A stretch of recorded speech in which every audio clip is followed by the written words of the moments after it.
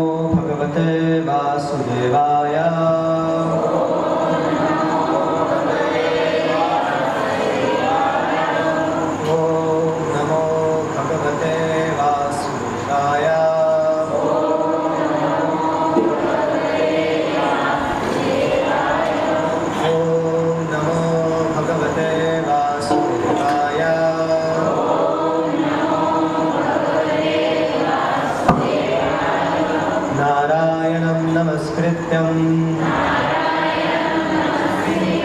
नरं चैव नरोत्तमं देवीं सरस्वतीं व्यासं ततो जयमुदीरये। नष्टप्रायेषु भद्रेषु नित्यं भागवत सेवया भगवति उत्तमश्लोके भक्तिर्भवति नैष्टिकी। कृष्णाय वासुदेवाय देवकीनन्दनाय च नन्दगोपकुमाराय गोविन्दाय नमो नमः। विष्णुपादाय कृष्णपृष्ठाय भूतले श्रीमते भक्तिवेदान्त स्वामिनिति नामिने। नमस्ते सरस्वती देवे गौरवाणी प्रचारिणे निर्विशेष शून्यवादी पाश्चात्य देशतारिणे। जय श्री कृष्ण चैतन्य प्रभु नित्यानंद श्री अद्वैत गदाधर श्रीवासादि गौर भक्त वृंद। हरे कृष्णा कृष्ण कृष्ण हरे हरे हरे राम राम राम हरे हरे। तो आप सबका बहुत बहुत धन्यवाद कि यहाँ पर आप मुझे कृष्ण कथा करने का अवसर प्रदान कर रहे हैं। तो कल हमने अंधेरे में, लेकिन भगवान की कृपा से पूतना के विषय में संक्षिप्त में कुछ चर्चा किया। तो आज थोड़ा सा उससे आगे जाकर भगवान की बाल लीलाओं में और प्रवेश करना चाहेंगे। तो सर्वप्रथम मैं चर्चा का प्रारंभ ये कहना चाहता हूँ कि भगवान का अवतार क्यों होता है। भगवान अपने वैकुंठ या गोलोक धाम में रहते हैं, वहाँ पर लीला करते हैं, लेकिन क्या कारण है जिस कारण से भगवान इस धराधाम पर आते हैं? क्या कारण? उनका सबसे मुख्य कारण है बद्ध जीवों को आकर्षित करना अपनी तरफ। भगवान यहाँ पर आते हैं, भगवान लीला करते हैं, उस लीला के माध्यम से बहुत सारे जो लोग हैं वो कृष्ण की उन लीलाओं को देखकर उनसे आकर्षित हो जाते हैं और उनसे प्रेम करते हैं। कोई उनको अपना पुत्र बनाता है, कोई उनको अपना सखा बनाता है, कोई उनको अपना प्रियतम बनाता है, कोई उनको अपना स्वामी बनाता है। तो इस तरह से भगवान यहाँ पर आते हैं, लीला करते हैं और बद्ध जीवों को आकर्षित करते हैं। लेकिन अब प्रश्न उठेगा कि भगवान तो अभी चले गए, अब क्या होगा? भगवान तो आए थे, लीला करके लिए चले गए, अभी क्या? अभी भगवान श्रीमद् शास्त्र के रूप में हमारे सामने प्रेजेंट है। जब भगवान धराधाम से चले गए, इस पृथ्वी लोक से चले गए, उसके बाद भगवान श्रीमद् भागवत के रूप में हम लोगों के सामने प्रेजेंट है। तो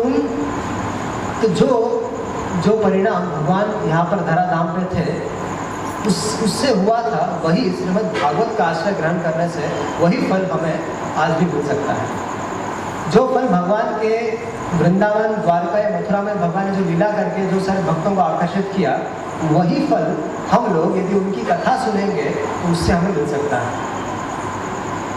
और उसी के लिए भगवान अपने भक्तों को भेजते रहते हैं।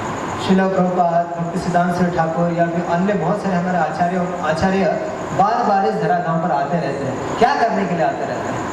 वे आते हैं और भगवान के गुण, रूप, लीला आदि का जो वर्णन श्रीमद् भागवत आदि शास्त्रों में है उसको एज इट इज गाते हैं। और केवल गाकर, भगवान के गुणों को रखकर, भगवान की कीर्ति, भगवान का यश संसार के सामने रखकर क्या होता है, सारे लोग भगवान के गुणों से आकर्षित हो जाते हैं, उनके भक्त बन जाते हैं, है कि नहीं? तो भगवान भागवत के माध्यम से आज भी हम लोगों के सामने है। ऐसा कभी समय नहीं है कि साधु लोग नहीं है, और भागवत तो हमेशा है ही, भागवत तो कलियुग के नहीं आया हुआ है। तो साधुओं के माध्यम से आज भी भगवान की लीला उनके मुख से प्रकाशित होती रहती है। तो हम सबको विचार करना चाहिए कि श्रील प्रभुपाद जी 70 साल की आयु में विदेशों में गए और उन्होंने सर्वत्र कृष्ण भावना का प्रचार किया। कौन जानता था कि इस पाश्चात्य देश में जब सारे लोग मांस, मच्छी, मटन आदि खाने में लगे हुए हैं, वो लोग सारे कृष्ण के भक्त बन जाएंगे। लेकिन श्रील प्रभुपाद जैसे भगवान के महान भक्त वहाँ पर गए, उन्होंने भगवान की कीर्ति और यश को गाया और उससे वे लोग सब लोग भक्त बन गए। तो शास्त्रों की रचना इसी के लिए की गई है ताकि हम लोग उसका लाभ उठा सके, साधुओं के मुख से उनको सुन सके, उसको पढ़ सके, उसका अध्ययन कर सके और उसी में से बोल सके। इसलिए शास्त्र हमारे सामने है। श्रीमद् भागवत है, भगवत गीता है, चैतन्य चरितामृत है। तो ये मुख्य प्रयोजन है। तो परीक्षित महाराज ने जब पूतना का उद्धार के विषय में सुना, क्या सुना परीक्षित महाराज ने कि पूतना जैसे राक्षसी का उद्धार हो गया। अरे वो राक्षसी थी जो कृष्ण को मारने के लिए आई थी। अब विचार कीजिए कि कोई आपको मारने के लिए आ जाए, कोई बंदूक लेके, रिवॉल्वर लेके सीधा आपके घर में घुस जाए, आप पर बंदूक रोक दे, तो आप उसका क्या करेंगे बताइए? आप उसका स्वागत करेंगे, उसके चरण धोएंगे, चरण धो देंगे, उसके बाद उसको घर पर बैठाएंगे, अच्छा से खाना खिलाएंगे? नहीं, ऐसे तो कभी करेंगे नहीं। लेकिन यहाँ पर देखिए भगवान की कितनी दयालुता है। जो पूतना राक्षसी भगवान को मारने के लिए आए थे, उस पूतना को भगवान ने मातृगति दी। तो इससे एक पॉइंट तो पता चलता है कि भगवान हमारे डायरेक्ट साइड को नहीं देखते। हमारे में जो अवगुण है, हमारे में जो दुर्गुण है, हमें जो बैड हैबिट्स है, वो भगवान नहीं देखते। हमने थोड़ी सी भी भगवान की सेवा करते हैं तो भगवान उसको सुमेरु पर्वत के जैसे लेते हैं। पर इसका अर्थ ये नहीं कि थोड़ी सेवा करनी चाहिए, तो सेवा बहुत अच्छे से प्रेम से सेवा करनी चाहिए। तो सुखदेव गोस्वामी प्रसंग में बता रहे थे कि अगर पूतना जैसे राक्षसी को मातृगति मिल सकती है, तो जो लोग 16 माला जप करते हैं, 4 नियम का पालन करते हैं, सब कुछ अच्छे से भगवान को प्रेम पूर्वक उनका श्रृंगार करते हैं, उनकी अच्छी से सेवा करते हैं, उन लोगों की सद्गति में कोई संदेह नहीं होना चाहिए। उन लोगों की सद्गति निश्चित है, उन लोगों का उद्धार निश्चित है। तो हम भक्तों के लिए एक आश्वासन है, जो पूतना उद्धार लीला है, इसको बार बार सुनना चाहिए। इसमें सुखदेव गोस्वामी ने आशीर्वाद रखा है। आशीर्वाद ये रखा है कि जो पूतना उद्धार लीला को सुनेगा, पढ़ेगा, उसकी मति गोविंद के चरण कमलों में लग जाएगी, उसको गोविंद के चरण में प्रेम हो जाएगा। तो इसीलिए सुखदेव गोस्वामी एक कंडीशन रखते हैं कि श्रद्धा पूर्वक सुनने से। लेकिन सनातन गोस्वामी तो इस कंडीशन को भी हटा देते हैं, बोले श्रद्धा हो या श्रद्धा ना हो, बस सुन लो। किसी में श्रद्धा है भगवान में या श्रद्धा नहीं है, बस इस कथा को सुन लीजिए, आपकी मति गोविंद में लग जाएगी, आपको भगवान में प्रेम बढ़ जाएगा, आपके हृदय में कृष्ण की भक्ति उदित हो जाएगी। ऐसा सनातन गोस्वामी कहते हैं। तो महाराज परीक्षित इस कथा को सुनकर, पूतना उद्धार की कथा को सुनकर महाराज परीक्षित कहते हैं, हे सुखदेव गोस्वामी, कृष्ण कथा करने से 4 चीजें होती हैं। ध्यान दीजिएगा, कृष्ण कथा को श्रवण करने से 4 चीजें होती हैं। प्रथम चीज, भगवत संबंधी कथा में जो अरुचि होती है। मान लीजिए कि हम लोग कथा में बैठे हैं, लेकिन लेकिन या फिर मान लीजिए कथा में जाना है लेकिन अरुचि है, अरुचि मतलब इंटरेस्ट नहीं है, तो लेकिन इंटरेस्ट आएगा कैसे? तो कथा में बैठने से ही इंटरेस्ट आएगा। तो भगवान के विषय में कथा सुनने से जो अरुचि है, अरुचि मतलब जिसमें इंटरेस्ट नहीं है, भगवत भक्ति के लिए प्रोत्साहन नहीं है जिसके हृदय में, वो उत्साहित हो जाएगा। उसके हृदय में यदि विविध विषयों की विषय जो तृष्णा है, हमारे हृदय में बहुत सारी तृष्णाएं होती हैं, बहुत सारी इच्छाएं होती हैं संसार के लिए। कृष्ण के लिए कम होती है लेकिन संसार के लिए ज़्यादा होती है। ये चाहिए, वो चाहिए, आज 1200 स्क्वायर फीट का घर हो गया तो कल 2000 का चाहिए, आज अगर घर पे ऑल्टो है तो कल स्कोडा चाहिए, स्कोडा के बाद मर्सिडीज बेंज चाहिए। इस तरह से हमारी तृष्णाएं है। और अगर बिजनेस में थोड़ा सा प्रॉफिट हो गया तो अगले साल और प्रॉफिट होना चाहिए, उसके लिए हम लोग साल भर लगे रहते हैं। तो इस तरह से संसार में और भी बहुत सारी कामनाएं होती हैं। तो ये कामनाएं हम लोग भक्तों के जीवन में देखते हैं कि ये खत्म नहीं हो पाती। हम लोग यदि भक्ति करते हैं, जप करते हैं, सब कुछ करते हैं, लेकिन कामनाएं बहुत बढ़ती जाती हैं। तो इन तृष्णाओं का, इस संसार के प्रति जो वासनाएं है, इसका अंत करने का एक उपाय है भगवान के गुणों का श्रवण। भागवत कथा को सुनने से ये जो वासना ये खत्म हो जाती है। ये दो चीज हो गई। तीसरा, मनुष्य का जो हमारा जो अंतःकरण है, हमारा जो हृदय है, वो शुद्ध हो जाएगा। और चौथा, भगवान के चरणों में भक्ति हो जाएगी और भगवान के भक्तों से प्रेम होगा। भगवान के चरणों में भक्ति हो जाएगी और भगवान के भक्तों से प्रेम होगा, वो अच्छे लगने लगेंगे। अक्सर संसार में हम लोग बहुत सारे ऐसे भौतिकवादी लोगों के संग में रहते हैं, तो उनके संगति में रहते या फिर पहले से उसी में रहते हैं तो भगवान के भक्त अच्छे नहीं लगते। लेकिन भगवान की कथाओं को सुनने से हमारा भक्तों से प्रेम हो जाएगा। तो इस तरह से सुखदेव गोस्वामी से महाराज परीक्षित विनती करते हैं कि हे प्रभु, हे महाराज, हे गुरुदेव, कृपा करके मुझे जिस तरह से आपने पूतना उद्धार का संक्षिप्त रूप में वर्णन किया और भगवान की महिमा का वर्णन किया, उसी तरह से आप हमें विस्तार से और भगवान के बाल लीलाओं का वर्णन कीजिए। तब सुखदेव गोस्वामी आगे की लीलाओं को प्रेजेंट करते हैं। एक बार क्या हुआ कि भगवान के करवट बदलने का, भगवान 3 महीने के हो चुके थे, उन्होंने करवट बदली। जन्म लेने के बाद बालक अक्सर सीधा सोते हैं, लेकिन जब तीसरा महीना आता है तो वो करवट बदल देते हैं। तो भगवान के संबंध में या पहले भी छोटे बच्चों के हर एक हरकतों पर एक महोत्सव हुआ करता था। तो भगवान के करवट बदलने का एक महोत्सव मनाया गया कि भगवान कृष्ण ने करवट बदली। और उसी दिन, जिस दिन उन्होंने करवट बदली, उस दिन उनका जन्म नक्षत्र भी था। जन्म नक्षत्र का अर्थ है कि 3 महीने उनके जन्म को हो चुके थे। पर ऐसे शुभ दिन पर एक महोत्सव रखा गया था और सारे ब्रजवासियों को घर पे बुलाया गया, सारे ब्रजवासियों को। तो यशोदा जी ने सारे ब्रजवासियों को बुलाया, ब्राह्मणों को बुलाया और ब्राह्मणों के मुख से भगवान के लिए स्वस्ति वाचन करा रहे थे। देखिए, आज भी हमारे घर पे प्रथा होती है, जब घर पे नया बच्चा जन्म लेता है तो हम लोग साधुओं के घर पे बुलाते हैं, उससे आशीर्वाद दिलवाते हैं, घर पे कीर्तन रखते हैं। तो उसी तरह का एक महोत्सव यशोदा और नंद बाबा ने अपने बच्चों के लिए रखा था। तो जब सारे साधु लोग घर पे आ गए, सबने और कुछ ब्राह्मणों ने वेद मंत्रों का उच्चारण किया, स्तुति पाठ किए, स्वस्ति वाचन किया। उसके बाद सबने मिलकर भगवान का अभिषेक किया और भगवान का अभिषेक करने के पश्चात भगवान को दूध पिलाया गया। और फिर माँ यशोदा ने देखा कि कृष्ण सोने वाले हैं, उनको नींद आ रही है। तो माँ यशोदा ने कृष्ण को एक शकट के नीचे रख दिया। शकट अर्थात एक बैलगाड़ी जिसको कहते हैं, जो बैलगाड़ी की जो गाड़ी है उसके नीचे रख दिया और उसके ऊपर दही, माखन इत्यादि बहुत सारी सामग्री रख दी गई थी। और कृष्ण तो सो चुके थे और माता यशोदा जो घर पे अतिथि आ रहे थे उनकी सेवा शुश्रूषा में लगी थी।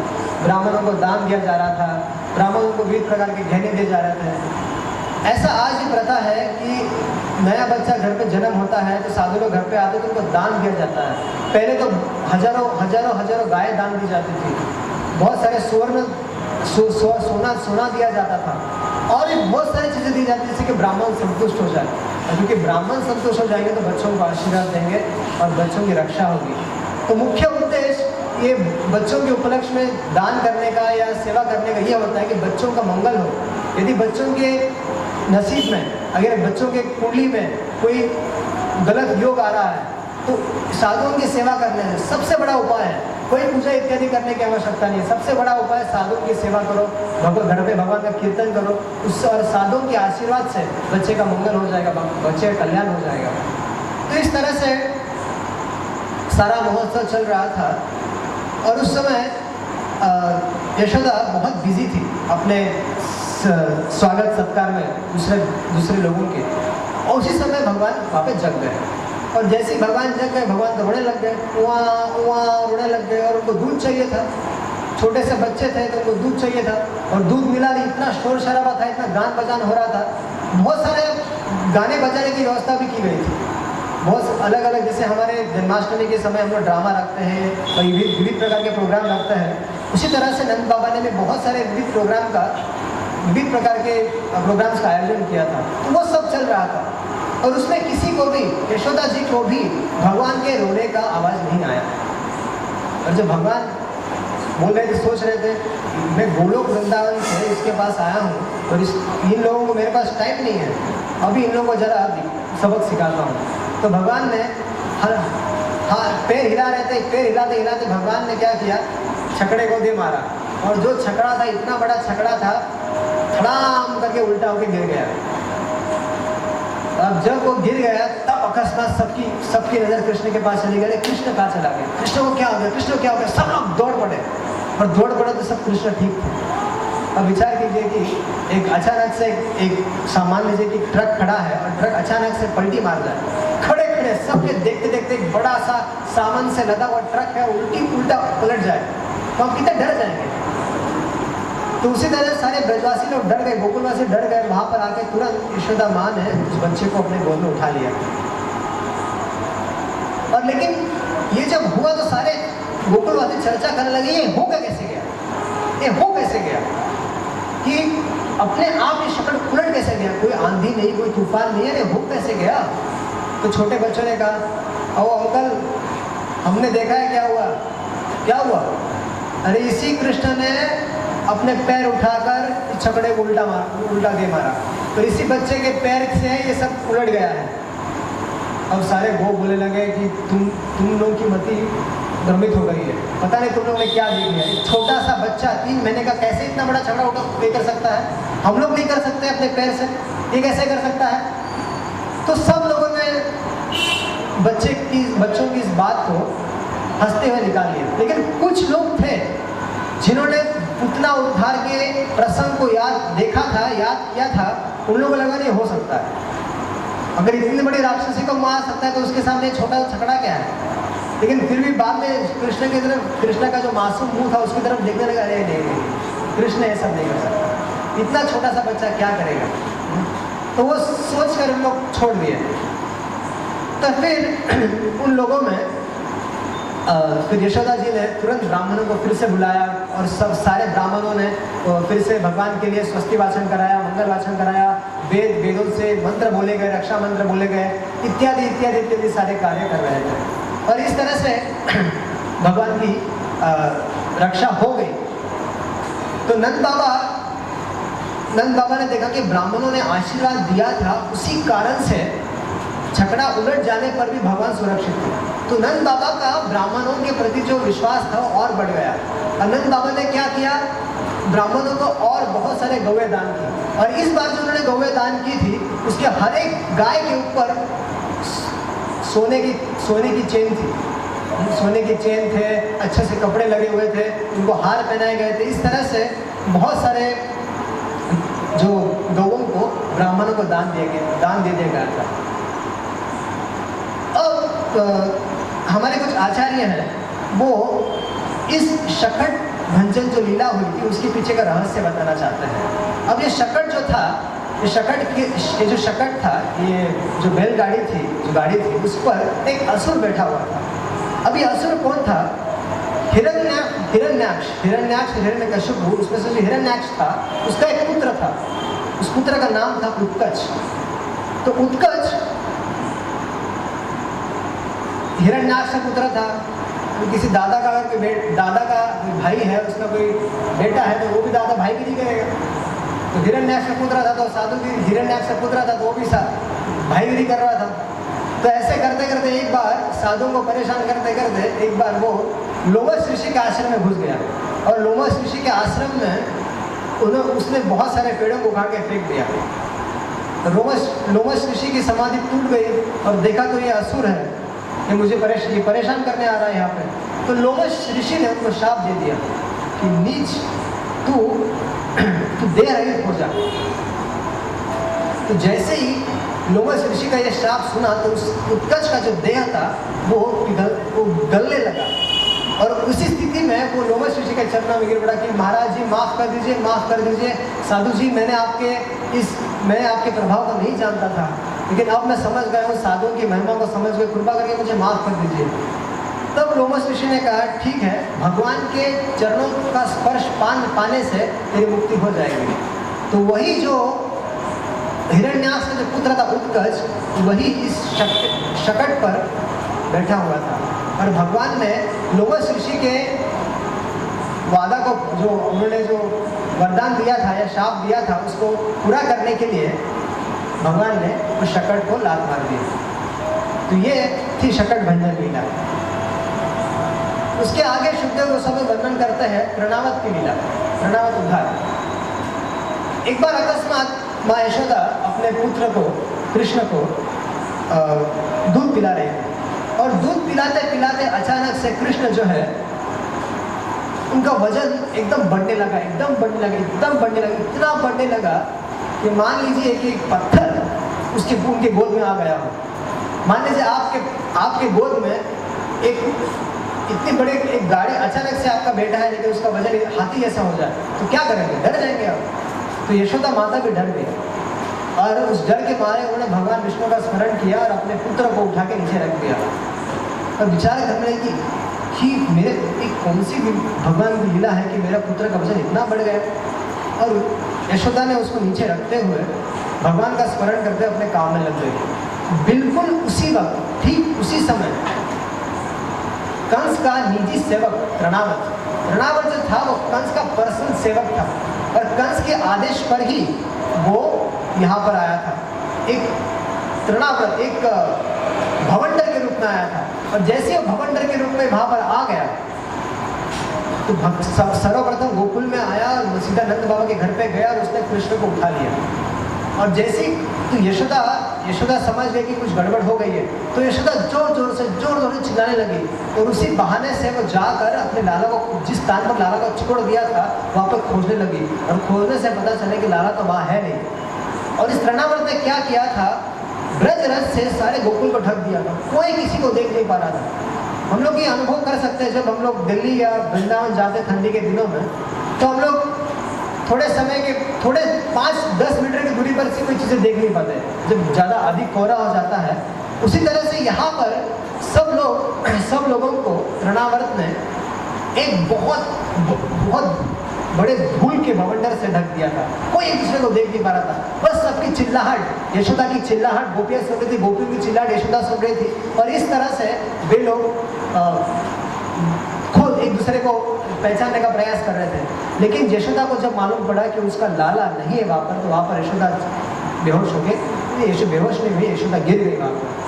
तो उसी समय वो तृणावर जो था वो थोड़ा दूर चला गया, और गोपियों ने यशोदा की आवाज़ सुनकर उसी कमरे में गए और यशोदा जी को देखा, और देखा कि लाला वहाँ पर नहीं है। तो तुरंत लाला की खोज करने के लिए वे लोग बाहर चली गई। तो उन्होंने देखा कि बहुत बड़ा असुर था, उसने भगवान को पकड़ रखा है। और भगवान अभी जो असुर था, तृणावर्त था, वो बहुत विशालकाय था, लेकिन भगवान ने अपना वजन इतना बढ़ा दिया, मान लो कि नीलगिरी का पर्वत हो। तो उस बड़े विशालकाय असुर को भी भगवान भारी पड़ने लग गए, और विचार करें कि बाप रे, ये छोटा सा बालक है कि नीलगिरी का पर्वत है। तो भगवान ने उसके गले को पकड़ रखा था, भगवान ने एकदम उसके गले को पकड़ रखा था, और उसके प्राण हर रहे थे भगवान।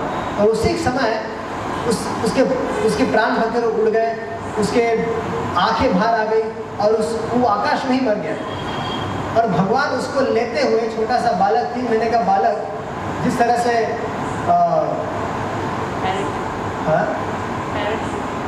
पैराशूट जैसे आजकल लोग उड़ते हैं, उसी तरह से भगवान भी उसका पैराशूट का थोड़ा आनंद लेते हुए भगवान उसको लेकर धड़ाम लगे गिर गए। और भगवान ने देखा कि बड़े से चट्टान पर, बड़े से पत्थर पर उसको गिरा दिया। और जैसी तृणावत गिरा, वो तो मर चुका था, लेकिन जैसी वो गिरा तो उसके सारे हड्डियां पिड्डियां जो भी थी शरीर में, ये सब बिखर गई। और भगवान जैसे पुतना के देह पर खेल रहे थे, वैसे ही इसके देह पर भी खेलने लग गए।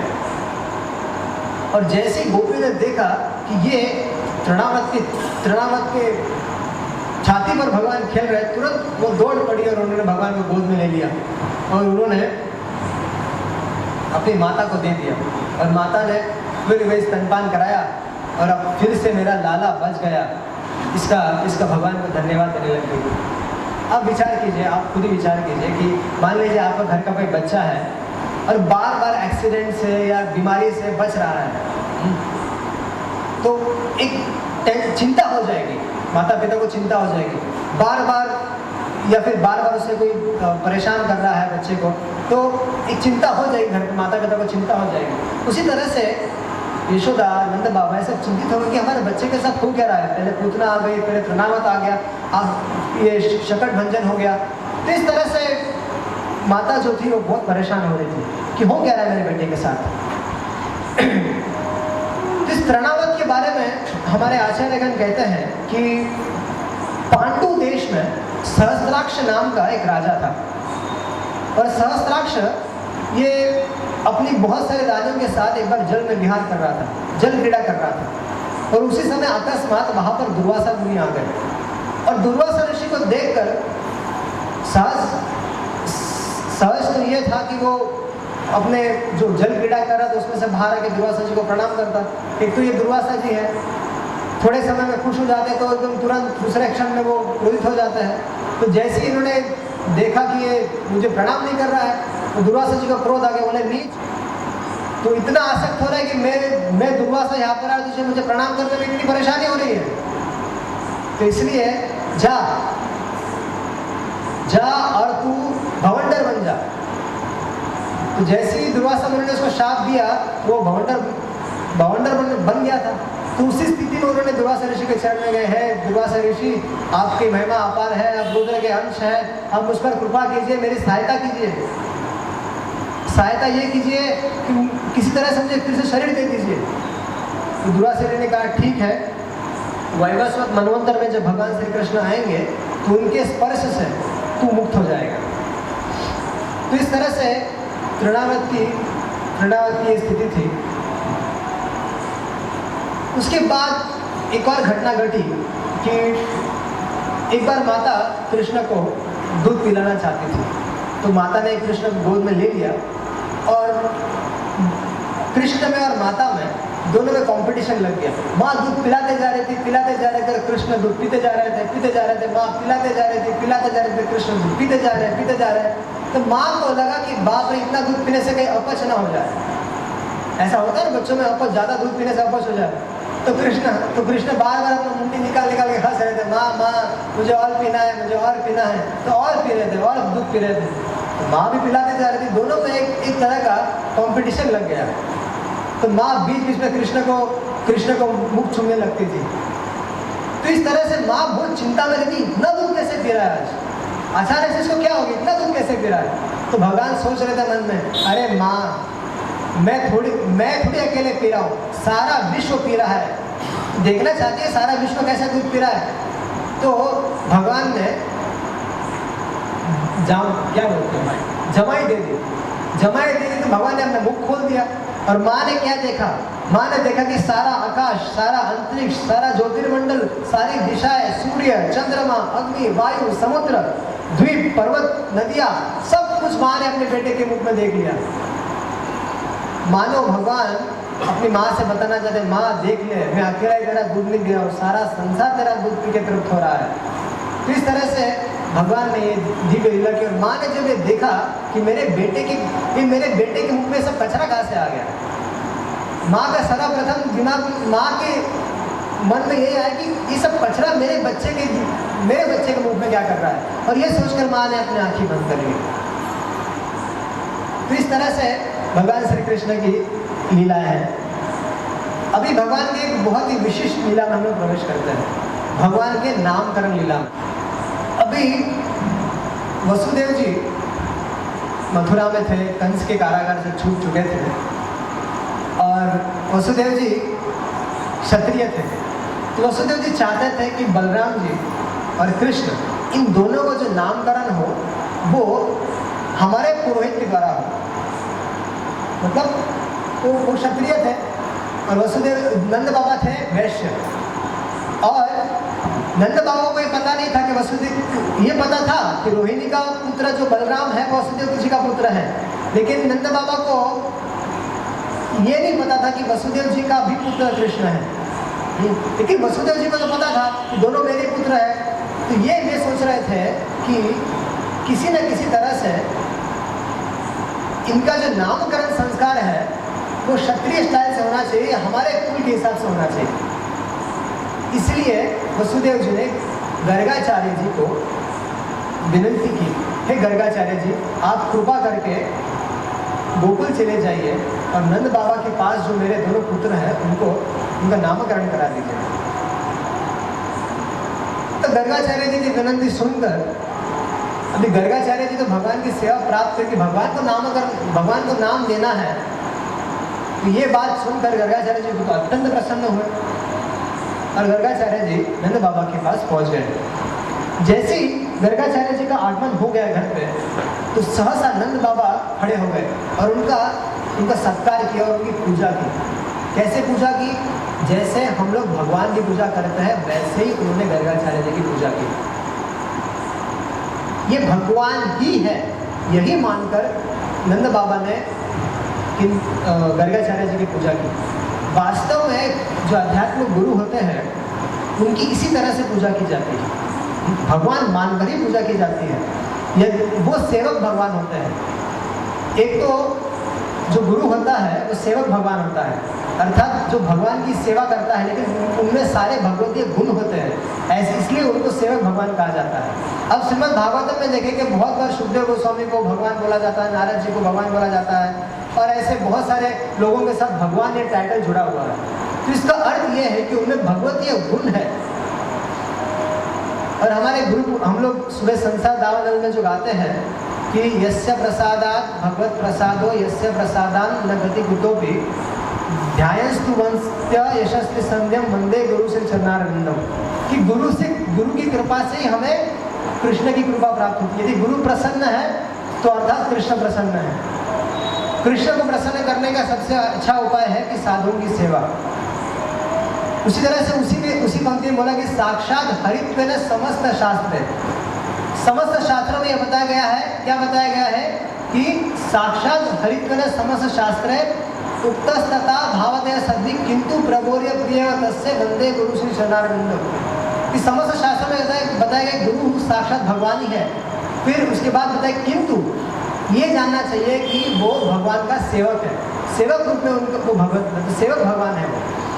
तो इसी तरह से नंद बाबा अपने आप को सौभाग्यशाली मान रहे थे कि गर्गाचार्य जी उनके घर पे आए थे। तो गर्गाचार्य जी की खूब अच्छे से सेवा शुश्रूषा करके उनके चरणों में विनती करते हैं कि हे गर्गाचार्य जी, हम तो ऐसे हैं कि आपके पास आ नहीं सकते, लेकिन आप कृपा करके हमारे घर पर आए, निश्चित रूप से आप हमारा संसार बंधन काटने आए।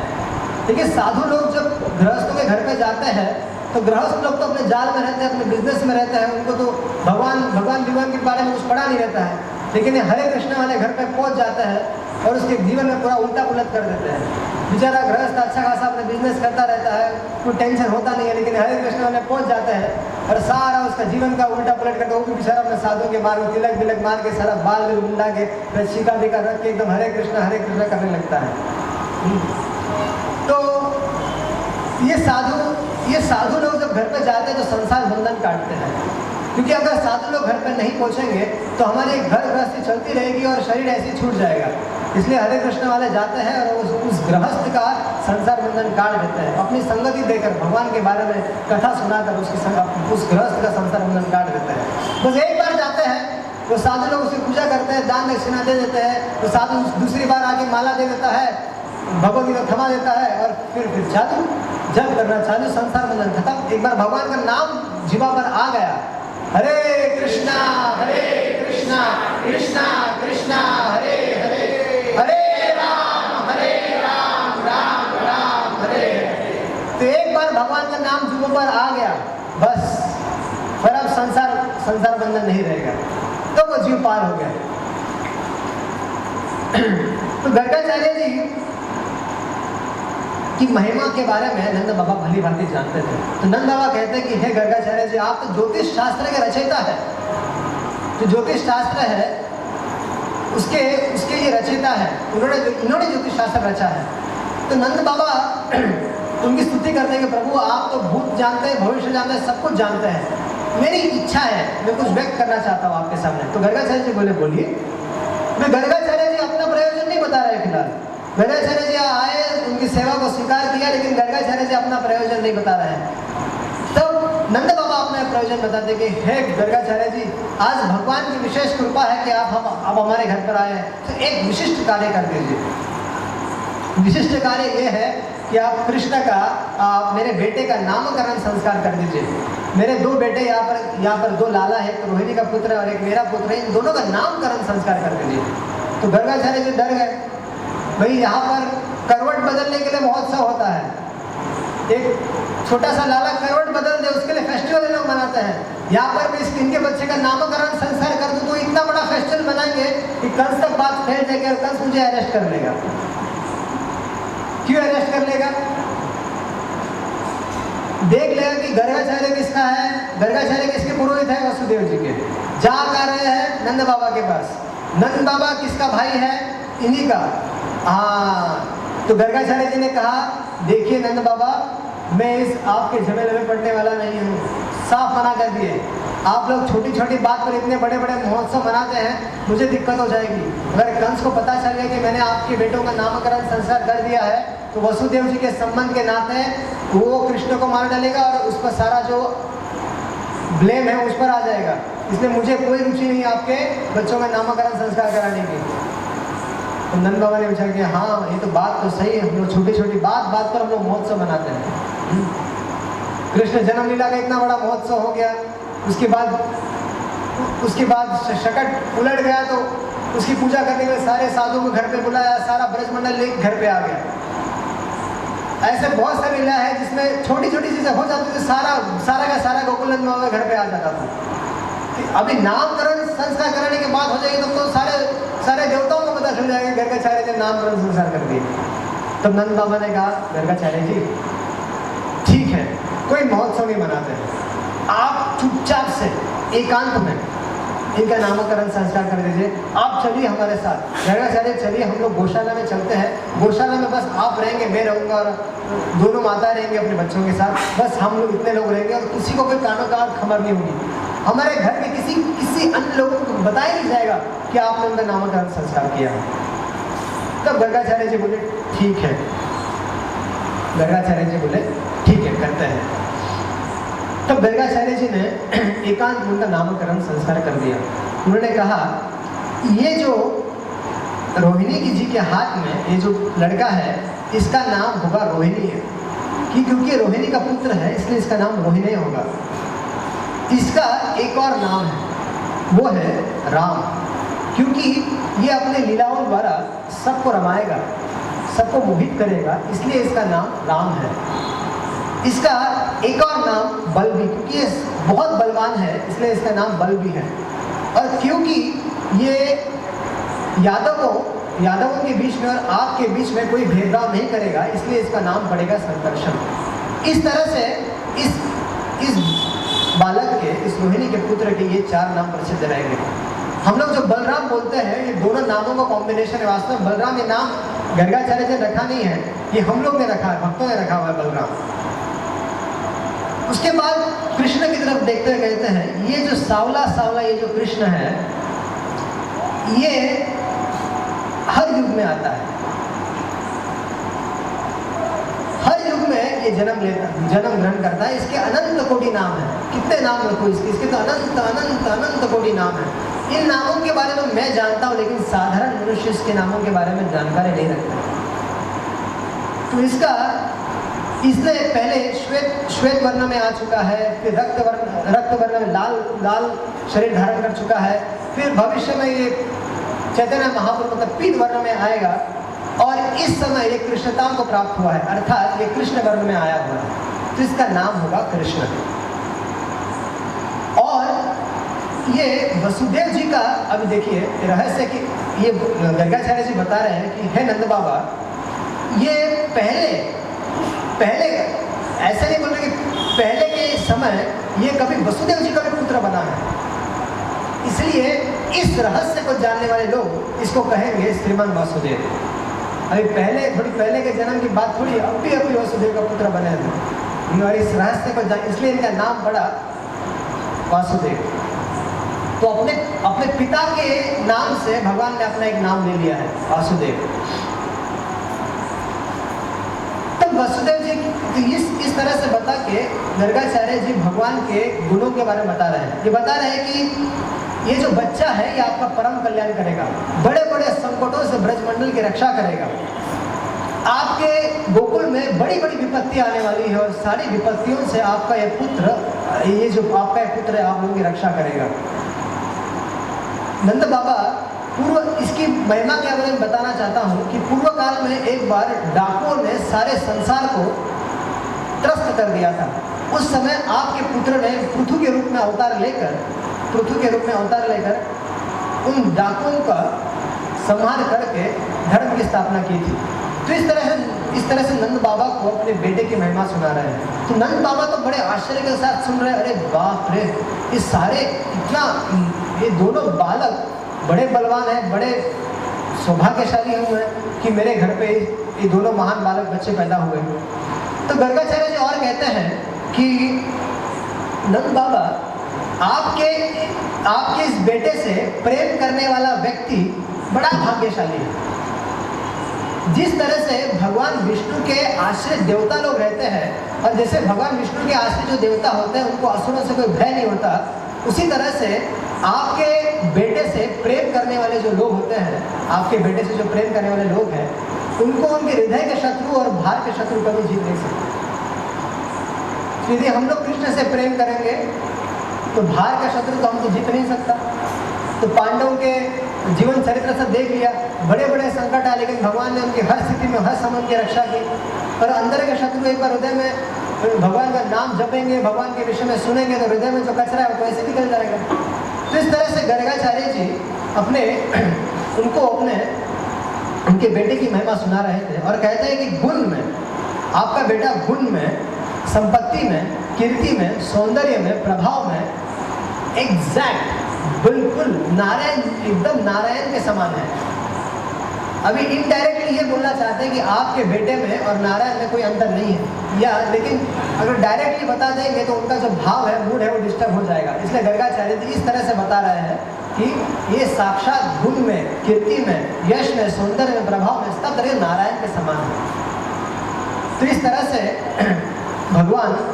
भगवान के गुणों को गाकर गर्गाचार्य जी चले गए। तो हमें भी अपने जीवन में कुछ विशेष नहीं करना है, कोई बड़े कठिन तपस्या नहीं करनी है, कुछ नहीं करना है, बस भगवान के ये जो मधुर लीलाएं हैं। देखिए, भागवत दो प्रकार के होते हैं, और दोनों प्रकार के भागवतों की सेवा करनी आवश्यक है। ये तो हम सभी जानते हैं कि ग्रंथ भागवत होता है और एक व्यक्ति भागवत होता है। व्यक्ति भागवत जो गुरु होता है, उनकी सेवा कैसे की जाती है? उनके आदेशों का पालन करते हुए। ये आवश्यकता नहीं है कि हर शिष्य को गुरु के पास में रहना पड़े, उनके गुरु के पास में रहने का सौभाग्य प्राप्त हो और उनके चरण सम्मान करे या फिर और निजी सेवा मिले। नहीं, ये आवश्यक नहीं है। गुरु की जो इच्छा है, उनका जो आदेश है, उसका पालन करने से उनकी सेवा हो जाएगी। ये बहुत महत्वपूर्ण बात है। और भागवत की सेवा कैसे होगी? कोई बता सकता है भागवत की सेवा कैसे होगी? भागवत की सेवा होगी 3 चीजों से। भागवत को सुन के, भागवत को पढ़ के, और भागवत का कीर्तन करके, भागवत के बारे श्रीमद् भागवत गाकर, भक्तों को भगवान के चरित्र सुनाकर, इस तरह से भागवत की सेवा की जाती है। तो यदि हम लोगों को अपने जीवन में, हम लोगों का ध्येय क्या है? हम लोगों का ध्येय है भगवान की लीला में प्रवेश करना, भगवान कृष्ण को प्राप्त करना, भगवान की भक्ति को प्राप्त करना, भगवान के प्रेम को प्राप्त करना। तो श्रीमद् भागवत में क्या है? श्रीमद् भागवत में भक्तों के चरित्र रखे गए हैं। प्रहलाद महाराज, ध्रुव महाराज या अन्य भक्तों के चरित्र उसमें रखे गए हैं। उन्होंने भगवान को किस तरह से प्राप्त किया, ये इस चरित्र को रखा गया, कैसे उन्होंने भगवान को प्राप्त किया। यदि हम लोग नित्य नियम से इन कथाओं को सुनेंगे, इनको पढ़ेंगे, इनका कीर्तन करेंगे, तो हम लोगों में उन भागवत, जो महाभागवतों के चरित्र जो भागवत में रखे गए हैं, उनके गुण हम लोगों में आ जाएंगे, उनके जैसे हम हो जाएंगे। तो जब तक हम लोग भागवत का आश्रय ग्रहण नहीं करेंगे तब तक भागवत नहीं बनेंगे। तो भागवत का आश्रय ग्रहण करेंगे, भागवत की सेवा करेंगे, तभी हम लोग भागवत बनेंगे। और भागवत बने बिना, भगवान का प्रेमी भक्त बने बिना भगवान की लीला में प्रवेश नहीं है, भगवान सामने आएंगे नहीं। इसलिए हमें जीवन में एक निर्णय कर लेना चाहिए कि एक दिन का थोड़ा सा समय भागवत के लिए दे दिया जाए। गुरु की आज्ञा है 16 माला जप करो, 4 नियमों का पालन करो, और वो तो करना ही है। और ये भागवत पढ़ना चाहिए, एक थोड़ा सा समय निकाल कर, जिस तरह से भागवत श्रवण करने के लिए समय निकालते हैं, उस तरह से एक व्यक्तिगत अध्ययन के लिए भी समय निकालना चाहिए। तो इस तरह से भागवत को पढ़ेंगे, तो हम लोग जो भागवत में जो व्यक्ति है, जिनके चरित्र भागवत में रखा गया है, उनके जैसे हम लोग भी हो जाएंगे, उनके सारे गुण हमारे में आ जाएंगे और हम लोग भी कृष्ण को पा लेंगे। तो भगवान इस धराधाम पर आते हैं और चले जाते हैं, लेकिन वेद व्यास जी को भेज देते हैं। और वेद व्यास जी यहाँ पर आकर शास्त्रों की रचना करते हैं, श्रीमद् भागवत की रचना करते हैं। क्यों करते हैं? हम ही लोग उनके लिए करते हैं। साधु लोग उनको उसी भागवत में से हम लोगों को भगवान की कीर्ति और यश को सुनाते हैं। और हम लोगों को भागवत दिया गया है, लाइब्रेरी में रखने के लिए नहीं दिया गया है, इसको पढ़ने के लिए दिया गया है। गुजराती में भागवत अवेलेबल है ना, तो थोड़ा सा 2-4 श्लोक, एक घंटा भागवत के लिए देना चाहिए, व्यक्तिगत अध्ययन। तो उससे धीरे धीरे हमारा भागवत में रुचि हो जाएगी, भगवान की लीलाओं में रुचि हो जाएगी। और भगवान का नाम तो है ही। तो इस तरह से भागवत की महिमा इसलिए है क्योंकि उसमें हर श्लोक में से भगवान का नाम है, इसलिए भागवत की महिमा है। तो भगवान का नाम जप कीजिए, भागवत श्रवण कीजिए। ठीक है, बहुत बहुत धन्यवाद। हरे कृष्णा।